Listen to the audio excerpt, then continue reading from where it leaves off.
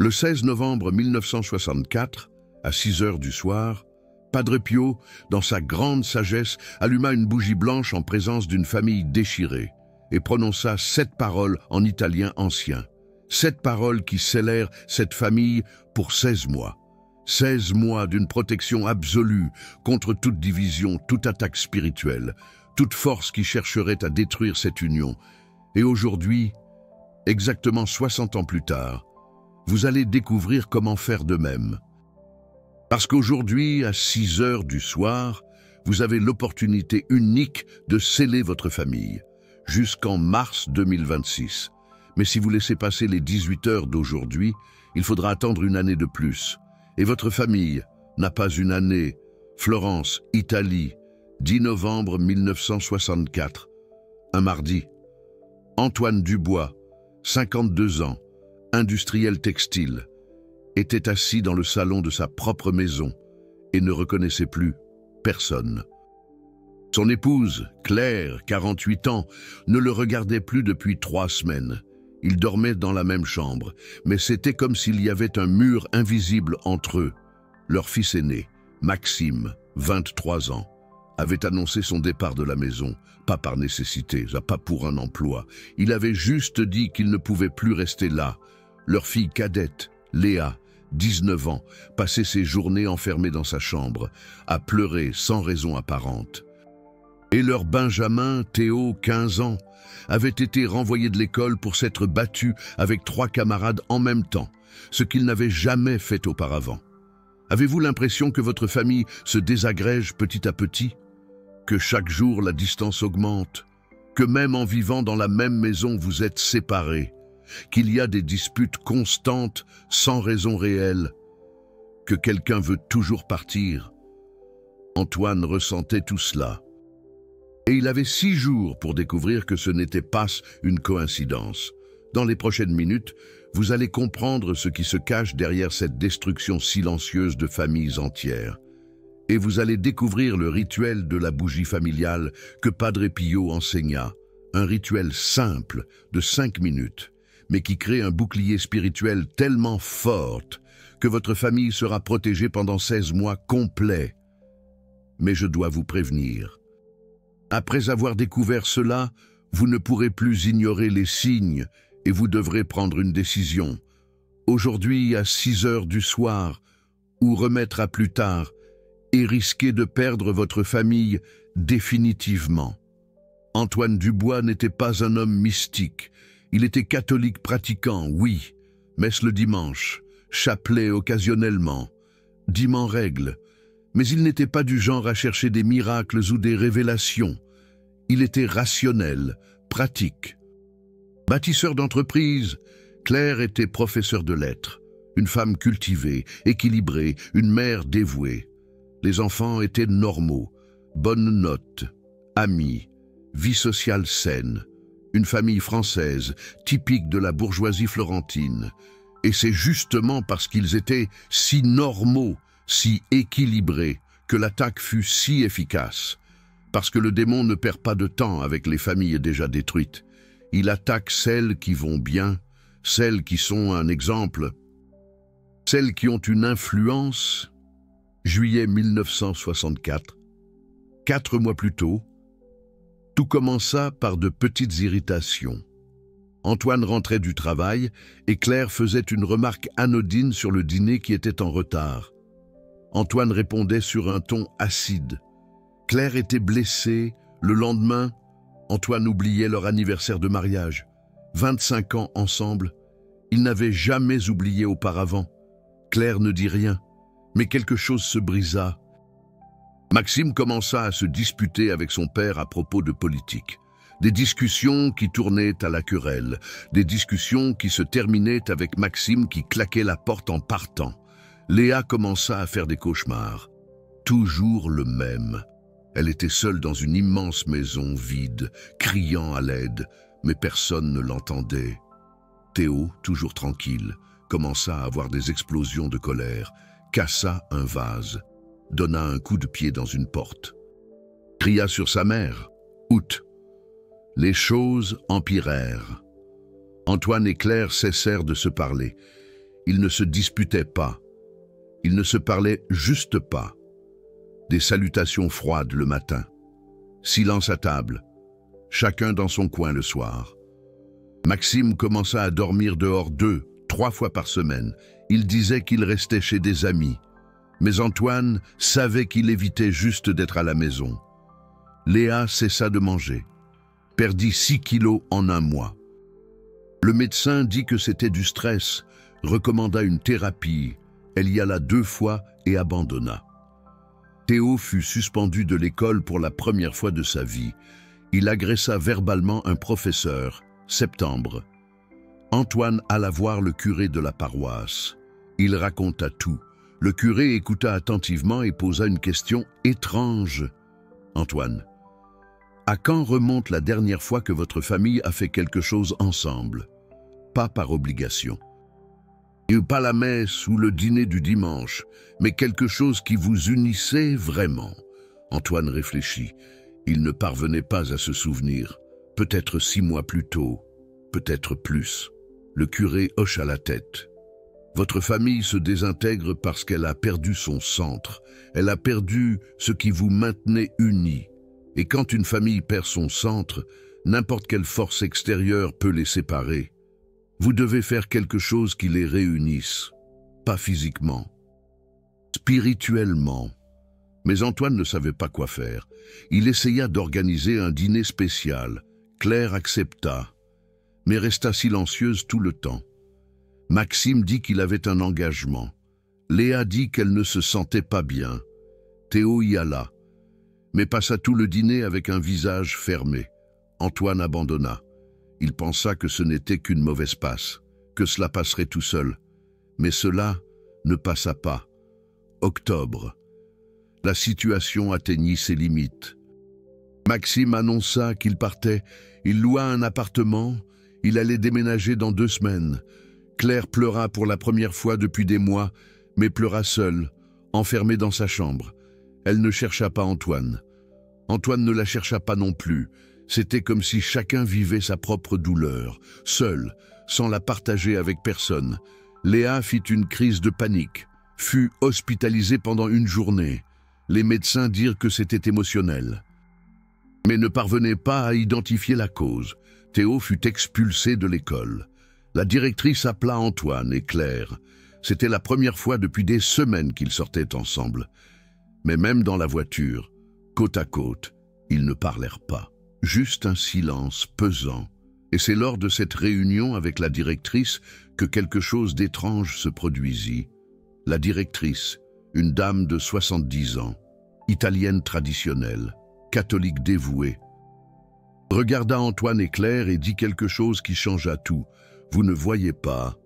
Votre famille est sous attaque spirituelle. J'ai déjà vu cela auparavant. 3 fois. Des familles solides, catholiques, commencent soudainement à se désintégrer sans raison apparente. Et si vous n'agissez pas maintenant, vous allez les perdre un par un. Maxime s'en va déjà. Léa se détruit de l'intérieur. Théo explose. Et vous deux, même mariés, vous êtes déjà séparés. Vous avez des jours, pas des mois. Allez voir Padre Pio. Antoine et Claire se regardèrent pour la première fois depuis des semaines. Et quelque chose passa entre eux. Ce n'était pas de l'amour, ce n'était pas de l'affection. C'était une reconnaissance. Reconnaissance que quelque chose n'allait vraiment pas du tout, et qu'ils devaient agir, ensemble. Cette nuit-là, pour la première fois depuis 2 mois, ils parlèrent, vraiment, pendant 3 heures. Ils pleurèrent, se demandèrent pardon l'un à l'autre. Ils ne savaient pas pourquoi ils demandèrent pardon, ils savaient juste qu'ils devaient le faire, et ils décidèrent. Ils iraient à San Giovanni Rotondo. Ils allaient consulter Padre Pio. Le 11 novembre, un mercredi, Dante, Clara et leurs 3 enfants montent à bord d'un train, de Florence à Foggia. 8 heures de voyage. C'était la première fois depuis des mois que la famille était réunie, sans dispute, sans silence hostile, mais une tension persistait, une froideur, comme s'ils étaient ensemble par simple obligation. Marco passa tout le voyage à regarder par la fenêtre, sans parler à personne. Lucia dormit tout le temps, ou fit semblant de dormir. Antonio était agité, se levant sans cesse, arpentant le wagon. Dante et Clara échangèrent peu de mots, mais ils étaient là, ensemble, et c'était déjà quelque chose. Ils arrivèrent à San Giovanni Rotondo à 7 heures du soir. Le couvent était fermé aux visiteurs, mais Dante avait écrit une lettre une semaine auparavant, expliquant la situation, demandant une audience urgente avec Padre Pio. Il ne savait pas si la lettre était parvenue à destination. Il ne savait pas s'il obtiendrait une réponse, mais il se présenta à la porterie et donna son nom. Le frère portier le regarda, consulta une liste et acquiesça.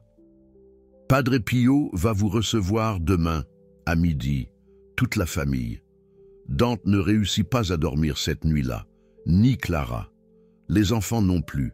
C'était comme si tous savaient que le lendemain serait décisif, que quelque chose allait changer, pour le meilleur ou pour le pire, mais ça allait changer, le 12 novembre, un jeudi, midi. La famille Rossi fut conduite dans une petite pièce du couvent. Simple, une table, quelques chaises, un crucifix au mur, une image de la Vierge Marie. Ils attendirent 10 minutes, puis la porte s'ouvrit et Padre Pio entra, marchant lentement, avec difficulté, appuyé sur une canne, les mains bandées. Il regarda chacun d'eux, Dante, Clara, Marco, Lucia, Antonio, et la première chose qu'il dit fut « Vous êtes en train d'être séparés, mais il n'est pas trop tard. » Ce n'était pas une question, c'était une affirmation, comme s'il savait exactement ce qui se passait. Padre Pio s'assit avec effort et commença à parler, et ce qu'il dit pendant les 40 minutes qui suivirent sauva cette famille, et peut sauver la vôtre aussi. Padre Pio expliqua qu'il y a 2 forces constantes agissant sur les familles. La force d'union, qui vient de Dieu, et la force de division, qui vient de l'ennemi. Et toute famille est sous l'influence de l'une de ces 2 forces. Il n'y a pas de neutralité. Il n'existe pas de juste milieu. Soit votre famille est en train d'être unie, soit elle est en train d'être divisée, et la plupart des familles catholiques, même pratiquantes, même avec des objets sacrés à la maison, sont sous la force de division. Parce qu'avoir un crucifix au mur ne suffit pas. Avoir une image de la Vierge Marie ne suffit pas. Même prier le chapelet ne suffit pas. S'il n'y a pas un acte spécifique qui place la famille sous la force d'union. Et alors, Padre Pio révéla quelque chose qui changea tout. Il raconta qu'en 1918, la même année des stigmates, il eut une autre vision. Il vit le 21e siècle. Il vit des familles catholiques se désintégrer. Il vit des pères et des mères qui aiment leurs enfants, mais ne parviennent pas à se connecter avec eux. Il vit des couples qui se sont aimés un jour, mais qui sont maintenant des étrangers. Il vit des frères qui ont grandi ensemble, mais qui se sont éloignés, et il vit que dans tous ces cas, il y avait un schéma. La famille n'avait jamais fait d'acte formel d'union. Elle n'avait jamais scellé spirituellement sa liaison. Dante interrompit. « Mais padre, nous nous sommes mariés à l'église, nous avons baptisé nos enfants, ils font leur première communion. N'est-ce pas sceller la famille ?» Padre Pio sourit. Ce sourire triste, fatigué, mais rempli de sagesse. Dante. Ce sont des bénédictions individuelles. Le mariage est entre vous et Clara. Le baptême est pour chaque enfant individuellement. Mais la famille, comme unité, comme entité spirituelle, doit être scellée. Et il y a un rituel spécifique pour cela. Un rituel simple, mais puissant. Tellement puissant que, lorsqu'il est fait correctement, il crée un bouclier qui dure 16 mois. Clara demanda. « Pourquoi 16 mois, padre ?»« Pourquoi pas pour toujours ?» Padre Pio répondit. « Parce que 16 mois est le temps maximal que le bouclier spirituel peut tenir sans être renouvelé. C'est comme un toit. Vous le construisez. Il protège, Mais après un certain temps, il a besoin d'entretien. La famille est pareille, vous scellez, elle est protégée. Mais après 16 mois, il faut sceller de nouveau. Et si vous faites cela, si tous les 16 mois vous refaites le rituel, votre famille va rester unie pour toujours. Aucune force externe ne pourra la détruire. Marco, pour la première fois depuis qu'ils étaient entrés dans la pièce, prit la parole. Sa voix était différente, moins irritée, moins distante. « Padre, je ne veux plus vivre avec ma famille. J'ai déjà loué un appartement. Je vais partir dans 3 jours. Comment un rituel va changer ça ?» Padre Pio plongea son regard dans les yeux de Marco et dit quelque chose qui fit se figer le jeune homme. « Marco, tu ne veux pas quitter la maison. Tu es en train d'être expulsé. Il y a une force agissant sur toi, te faisant ressentir de la répulsion, du malaise, un besoin de fuir. Mais ce n'est pas toi, c'est quelque chose agissant à travers toi. Et si tu pars maintenant, sans que ta famille soit scellée, tu vas passer le reste de ta vie distant, pas par choix, par malédiction. » Le silence était pesant. Marco commença à pleurer. Il ne savait pas pourquoi. Il pleura simplement. Et Padre Pio continua. « Le rituel est simple. Bougie blanche, famille réunie, 6 heures du soir, 7 mots prononcés. Et le sceau se forme. » Lucia demanda d'une voix faible. « Pourquoi 6 heures du soir, Padre ?» Padre Pio répondit. « Parce que 6 heures du soir est le moment de transition entre le jour et la nuit, entre la lumière et l'obscurité. C'est quand les forces spirituelles sont les plus actives. C'est quand le démon tente d'entrer dans les maisons, profitant de la fatigue de la journée, des tensions accumulées. Et c'est exactement à ce moment-là que vous allumez la bougie et prononcez les mots. Vous êtes en train de dire « Cette maison est territoire du Christ. Cette famille est propriété de Dieu. Vous ne pouvez pas entrer. » Antonio, le cadet, qui jusqu'alors était resté silencieux, demanda « Et ça marche vraiment, Padre, parce que je ressens beaucoup de la colère contre tout le monde, de la colère sans motif, et je ne veux pas ressentir ça. Mais je n'arrive pas à arrêter. » Padre Pio posa sa main bandée sur l'épaule d'Antonio. « Antonio, cette colère n'est pas la tienne, elle a été placée en toi pour te détruire, toi et ta famille. Mais ce soir, à 6 heures du soir, ça va sortir, et tu vas redevenir celui que tu es vraiment. » Et alors Padre Pio fit quelque chose d'extraordinaire. Il demanda à tous de se tenir debout, en cercle. Il sortit de sa poche un petit morceau de papier plié. Il le remit à Dante. « Ce sont les 7 mots, en italien ancien. Vous allez les lire ce soir, à 6 heures du soir exact, avec votre famille réunie, devant une bougie blanche allumée, et tout va changer. » Mais avant de les laisser partir, Padre Pio donna 3 instructions. 3 instructions qu'il dit être non négociables. Première, la bougie doit être blanche, neuve, jamais utilisée auparavant, et elle doit avoir été bénie par un prêtre. Ce ne peut pas être n'importe quelle bougie, elle doit être consacrée. Deuxième, tous les membres de la famille qui vivent dans la même maison doivent être présents. S'il manque quelqu'un, le sceau ne se forme pas complètement. Troisième, le rituel doit être fait exactement à 6 heures du soir. Pas 5h50, pas 6h10, 6 heures exactes, car c'est à ce moment précis que la fenêtre spirituelle s'ouvre. Et Padre Pio ajouta quelque chose de plus, quelque chose que Dante n'oublia jamais. Quand vous ferez le rituel ce soir, quelque chose va se produire. Vous allez le ressentir. Ça peut être une chaleur, ça peut être un frisson, ça peut être une sensation de légèreté. Chacun le ressent différemment, mais tous vont sentir quelque chose. Et au moment où vous le sentirez, vous saurez, le sceau a été formé. Votre famille est protégée pour 16 mois. Et pendant ces 16 mois, aucune force spirituelle ne pourra les diviser. Mais attention, ça ne signifie pas que vous n'aurez pas de problème. Vous en aurez, mais vous les affronterez ensemble, unissent. Et ça fait toute la différence.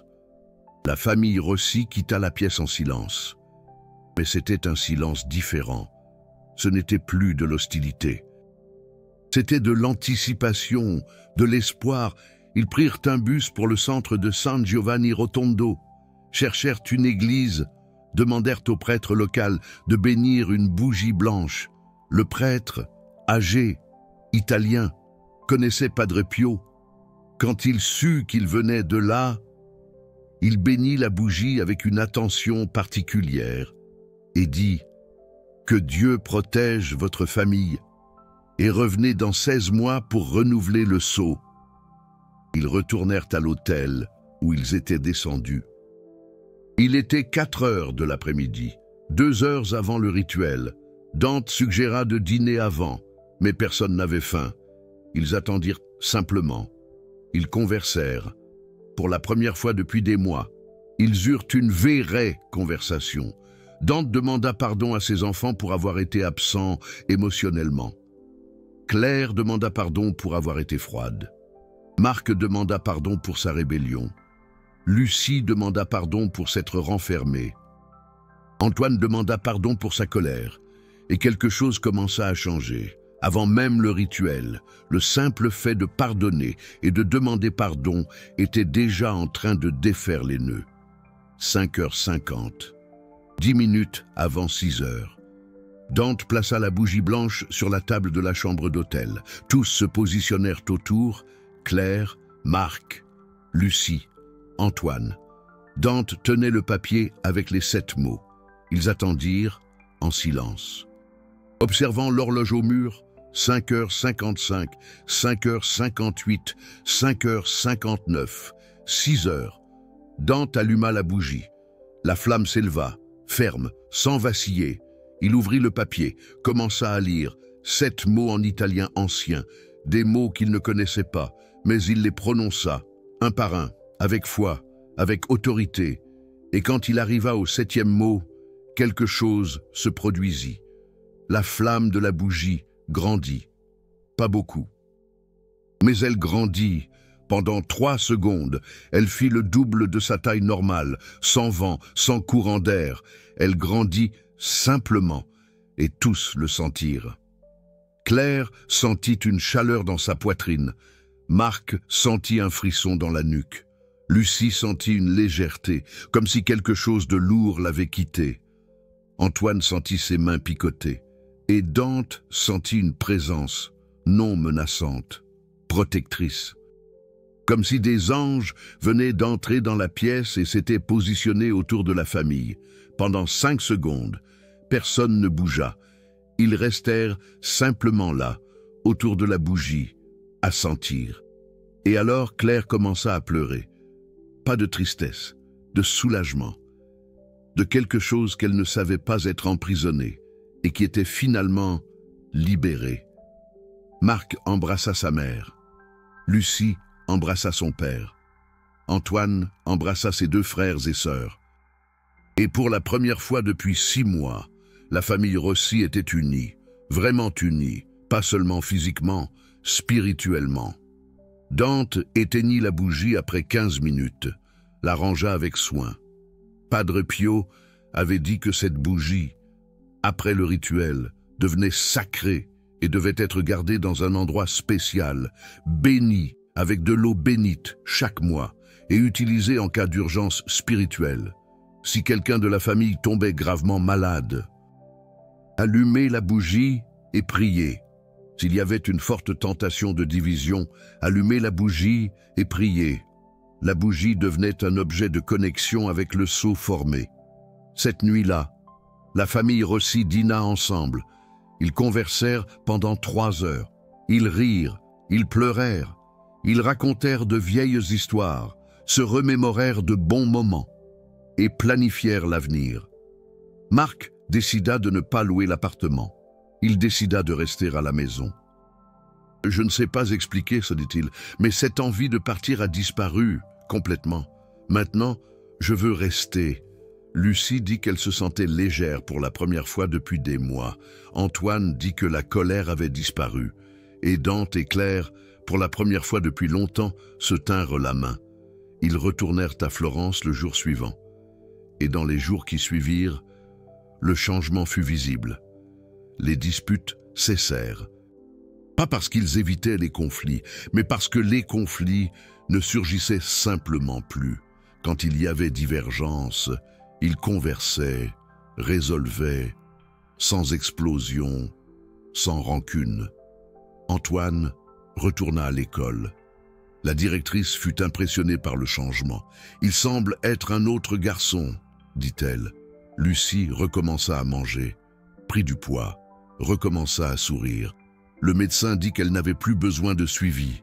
Marc se reconnecta avec son père.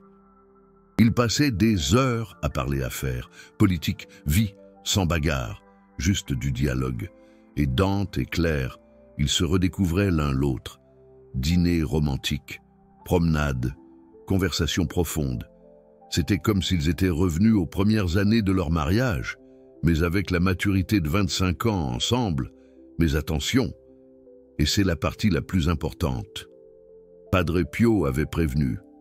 Le sceau dure 16 mois, et la famille Rossi le testa. Pendant les 10 premiers mois, tout fut paix, union, harmonie, mais au 11e mois, quelque chose commença à changer.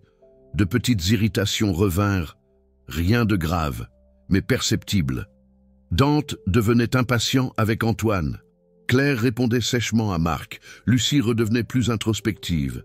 Et alors Dante réalisa, il restait 5 mois avant de compléter les 16, et il comprit. Le sceau s'affaiblissait. Il n'avait pas cassé, mais il s'affaiblissait. Alors, exactement 16 mois après le premier rituel, en mars 1966, la famille Rossi le répéta, même bougie blanche bénie, même 7 mots, 6 heures précises, et le sceau fut renouvelé. Et ils firent ainsi tous les 16 mois, pendant des décennies. Marc se maria, amena sa femme dans la famille. Ils lui enseignèrent le rituel, le firent ensemble. Lucie se maria aussi, fit le rituel avec son mari chez eux. Antoine devint prêtre et enseigna le rituel à des centaines de familles au fil des années. Dante Rossi mourut en 1998, à l'âge de 86 ans. Dans ses derniers jours, il réunit la famille. Claire, déjà âgée de 82 ans, les 3 enfants, 9 petits-enfants, 4 arrière-petits-enfants, tous ensemble. Et la dernière chose qu'il demanda fut « Continuez le rituel, tous les 16 mois. Ne le laissez pas se briser. Notre famille a survécu parce que nous étions scellés, et vous survivrez à ce qui arrive si vous continuez à être scellés. » Claire mourut 3 ans plus tard, en 2001.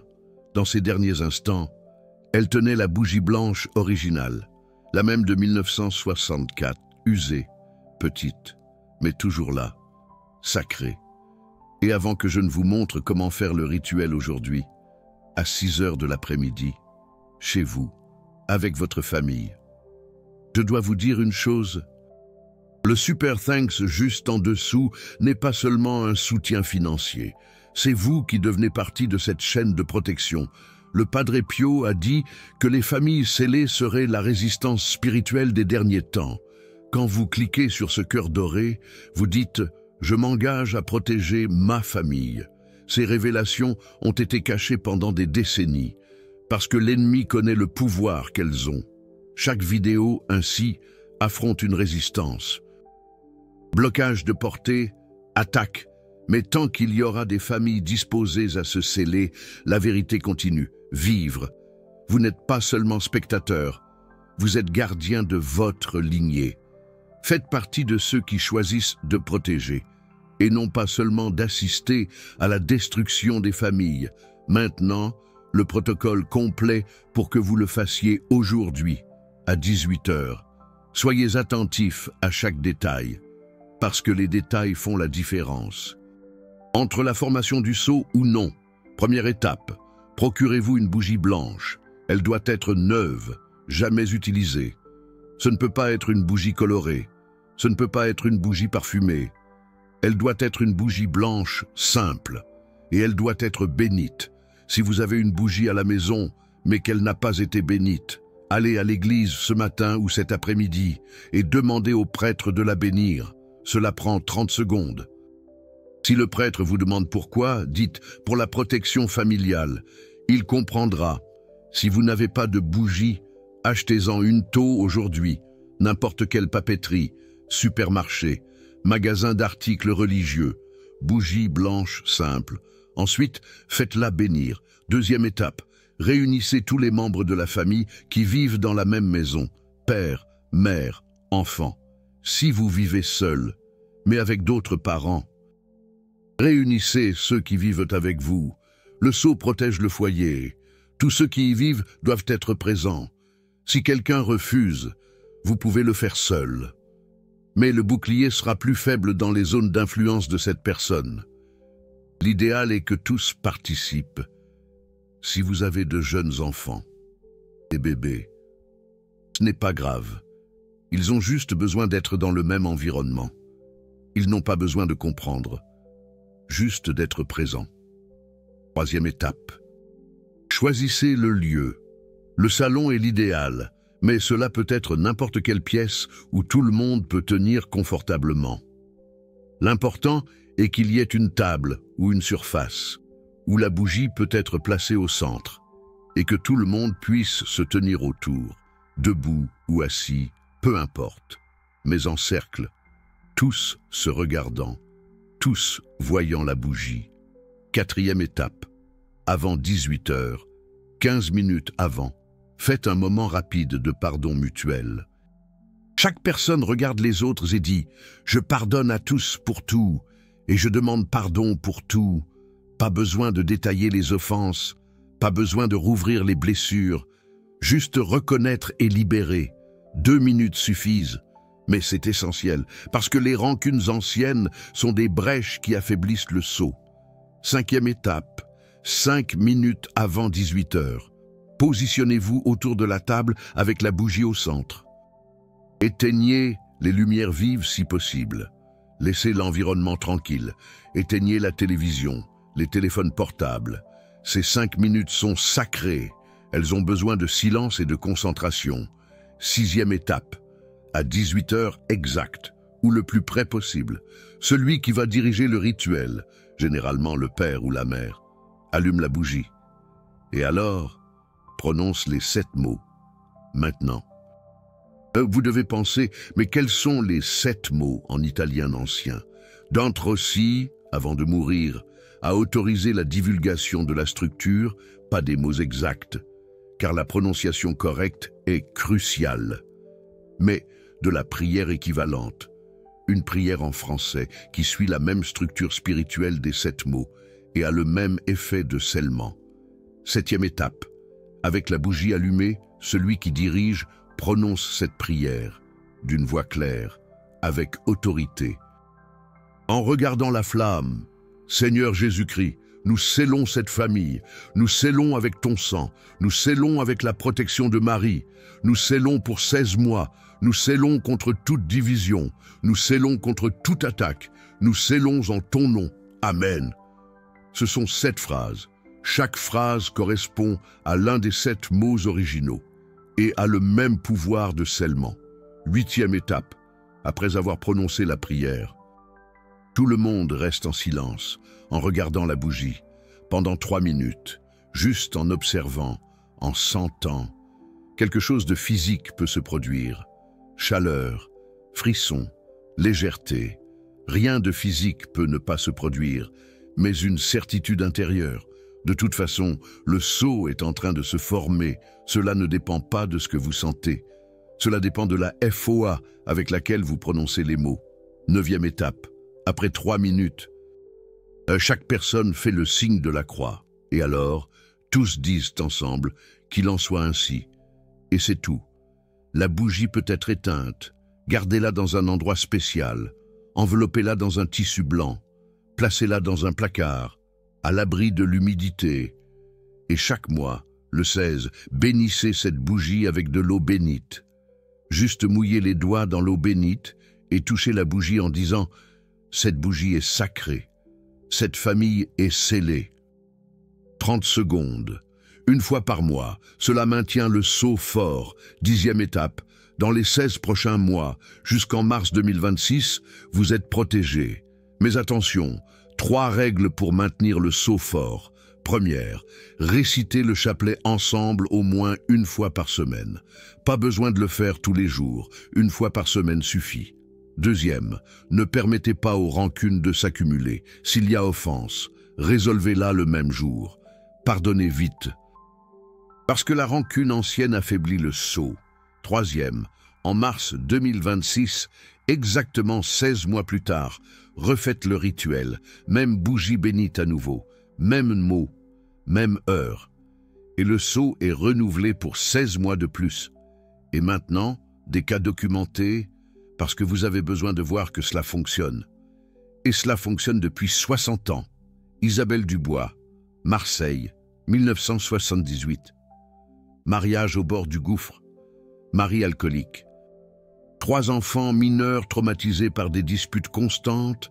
Isabelle a entendu parler du rituel de la bougie familiale par une amie qui connaissait la famille Rossi, a fait le rituel seul. Le mari a refusé de participer, a dit que c'était de la superstition, mais Isabelle a fait quand même, à 18 heures, a allumé la bougie blanche bénite, a prononcé les 7 mots adaptés et a scellé la famille. 3 jours plus tard, le mari est rentré à la maison sobre. A dit que quelque chose avait changé en lui, qu'il a ressenti un malaise si grand en buvant qu'il n'a pas pu continuer, a cherché de l'aide, est entré en traitement. 6 mois plus tard, était sobre et est resté sobre pendant les 28 prochaines années, jusqu'à sa mort en 2006. Isabelle raconte que c'était le rituel, que même avec le mari absent, le sceau a protégé la famille et a créé un environnement spirituel si fort que l'alcoolisme n'a pas pu se maintenir. Jérôme Leclerc, Lyon, 1985, fils adolescent. Théo, impliqué dans la drogue, a volé de l'argent à la maison, disparaissait pendant des jours, revenait agressif. Jérôme, désespéré, a tout essayé.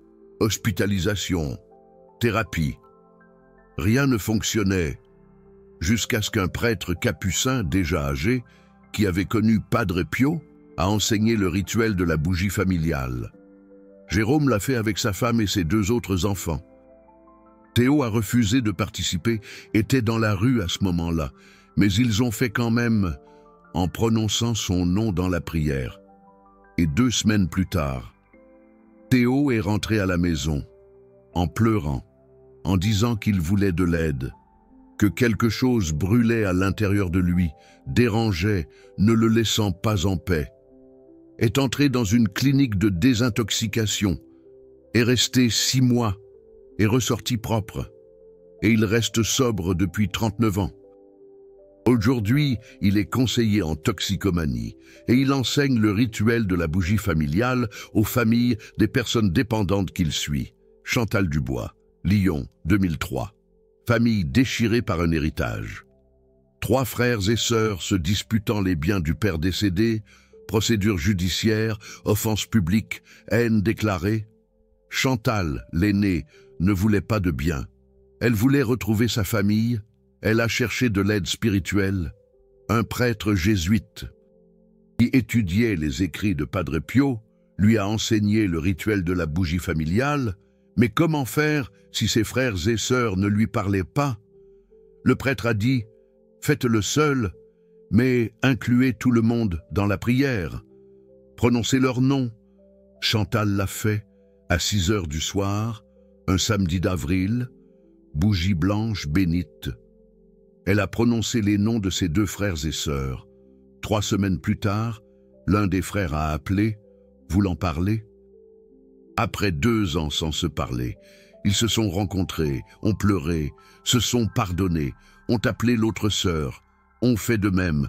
La procédure judiciaire a été retirée. Ils ont divisé les biens avec justice.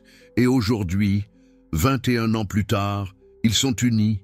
Ils renouvellent le rituel de la bougie familiale chaque année, en avril, ensemble. Béatrice Lemaire, Marseille, 2015. Fille de 17 ans. Léa, impliquée dans une relation abusive.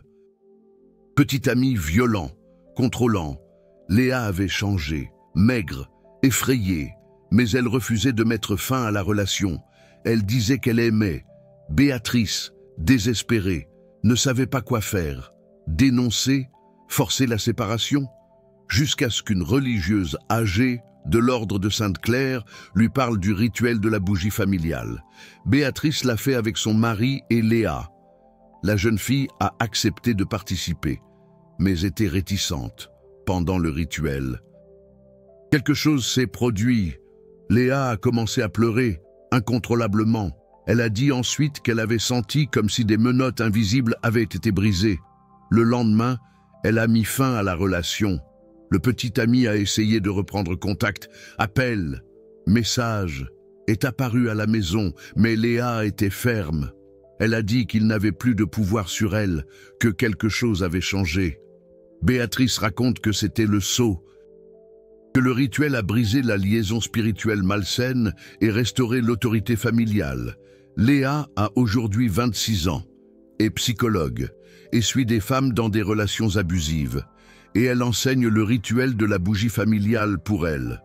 Ce ne sont pas des cas inventés, ce sont des témoignages documentés, avec des noms réels, avec des dates réelles, avec des résultats réels. Et il y en a des centaines d'autres, des milliers, répartis sur 60 ans. Des familles qui étaient déchirées et ont été restaurées, parce qu'elles ont fait un rituel simple de 5 minutes, à 6 heures du soir, avec une bougie blanche bénite. Et maintenant, pourquoi aujourd'hui? Pourquoi exactement aujourd'hui, le 16 novembre? Parce qu'aujourd'hui marque les 60 ans depuis que la famille Rossi a fait le premier rituel. 60 ans depuis que Padre Pio a enseigné les 7 paroles. Et 60 ans dans la tradition catholique est un nombre de plénitude. 6 décennies, une génération complète protégée, enseignant la suivante. Et aujourd'hui marque le début d'un nouveau cycle. Les familles qui se scelleront aujourd'hui, à 6 heures du soir, seront protégées jusqu'en mars 2026. 16 mois de bouclier spirituel. Et si elles renouvellent en mars 2026, elles seront protégées jusqu'en juillet 2027. Et ainsi de suite, pour toujours. Une famille perpétuellement scellée, perpétuellement unie, perpétuellement protégée. Mais il y a plus. Aujourd'hui n'est pas seulement le 16 novembre. C'est samedi, jour de Marie. Et Marie est la mère des familles. Alors le rituel fait aujourd'hui, samedi, à 6 heures du soir, a une force additionnelle. C'est comme si Marie était présente, acceptant votre famille sous son manteau et disant « Je vous protège » pendant 16 mois et ensuite renouvelé. Et je protège de nouveau, et de nouveau, et de nouveau jusqu'à la fin. Et il y a un dernier détail. Un secret qu'Antonio Rossi, le plus jeune fils qui est devenu prêtre, a révélé dans une interview en 2018. Il a dit que Padre Pio lui avait raconté quelque chose dans les derniers mois de sa vie, en 1968. Padre Pio était mourant. Il le savait. Et il a appelé Antonio pour une conversation finale et a dit « Antonio, le rituel de la bougie familiale va sauver des millions de familles au XXIe siècle, mais seulement si les gens agissent quand ils entendent, parce que l'ennemi va tout faire pour qu'ils remettent à plus tard.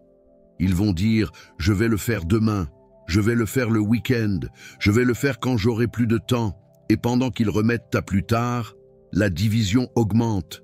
Alors dis-leur, ne remettez pas à plus tard. Si vous avez entendu aujourd'hui, faites-le aujourd'hui, à 6 heures du soir aujourd'hui, parce que demain, il pourrait être trop tard. Vous avez entendu, maintenant, cela ne dépend que de vous. Aujourd'hui, à 6 heures du soir, bougie blanche bénite, famille réunie, 5 minutes de rituel et 16 mois de protection. Ne remettez pas à plus tard, n'attendez pas le moment parfait. Le moment parfait est aujourd'hui. C'est maintenant. C'est à 6 heures du soir. Si vous avez déjà dépassé 6 heures, faites-le demain à 6 heures, mais ne laissez pas passer plus de 24 heures, parce que chaque jour de retard est un jour de plus d'exposition. Et maintenant, question finale, dans les commentaires, allez-vous allumer la bougie familiale aujourd'hui à 6 heures du soir? Écrivez « Je vais sceller ma famille aujourd'hui à 18 heures » si vous allez le faire. Ou écrivez « J'ai besoin de prières pour réunir ma famille » si vous êtes en difficulté.